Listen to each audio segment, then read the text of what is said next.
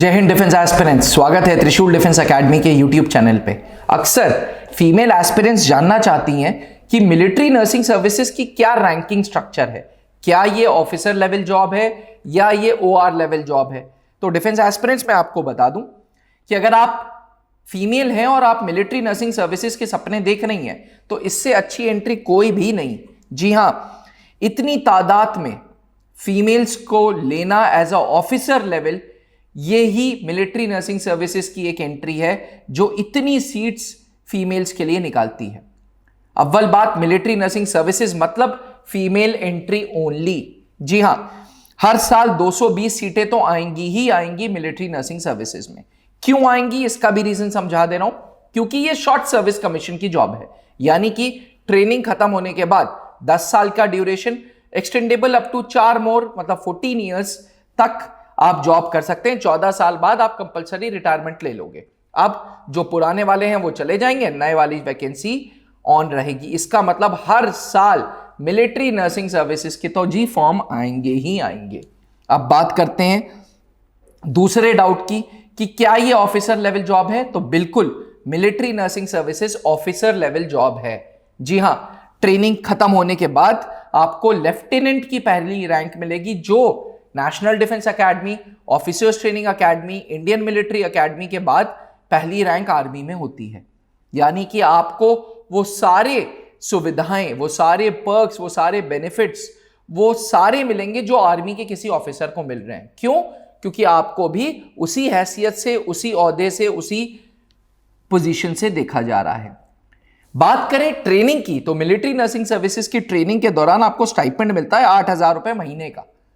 उसके बाद जब ट्रेनिंग खत्म हो जाती है तो आप पहले लेफ्टिनेंट की रैंक पहनते हैं, फिर कैप्टन, फिर मेजर, फिर लेफ्टिनेंट कर्नल, फिर कर्नल, फिर ब्रिगेडियर।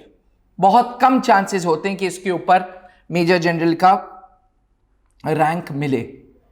बात करें आज के टाइम की सैलरी की, तो लेफ्टिनेंट की सैलरी 56,000 बेसिक पे है। इसके बाद HRA, DA सब मिला मुलू के ये लगभग 1,10,000 रुपए हो जाता है डिफेंस एस्पिरेंट्स।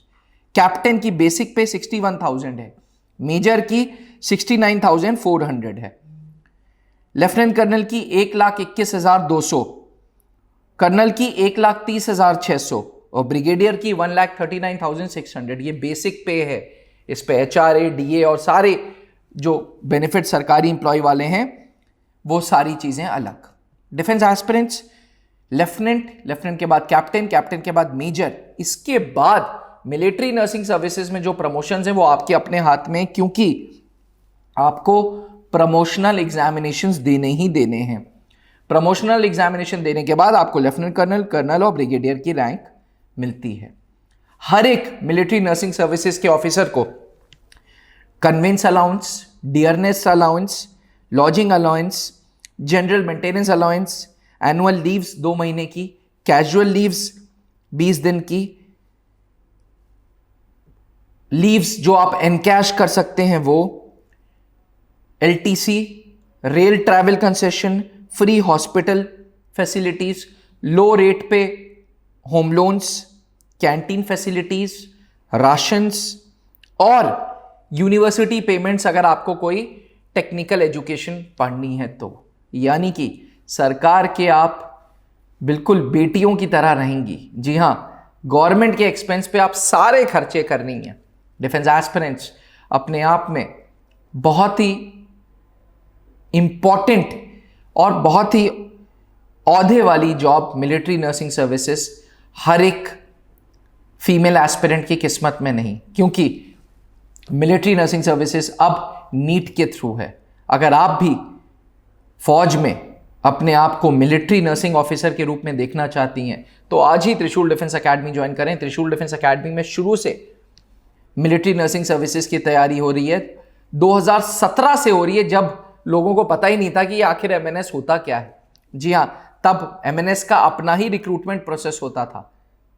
2022 से मिलिट्री नर्सिंग सर्विसेज ने नीट के साथ अपना पूरा का पूरा एंट्रेंस सिस्टम कर दिया है, लेकिन इससे पहले तक MNS का पूरा प्रोसेस अलग होता था। तो अगर आप भी फौज में मिलिट्री नर्सिंग सर्विसेज ज्वाइन करना चाहती हैं तो आज ही त्रिशूल डिफेंस एकेडमी आए। जहां बनते हैं देश के गौरव। इंडिया का एकमात्र ऐसा कोचिंग इंस्टीट्यूट जहां कैडेट्स को ट्रेन किया जाता है आने वाले डिफेंस एग्जाम के अनुसार। अगर आपका भी सपना है भारतीय सेना में शामिल होकर देश की सेवा करने का, तो आज ही ज्वाइन करें त्रिशूल डिफेंस एकेडमी।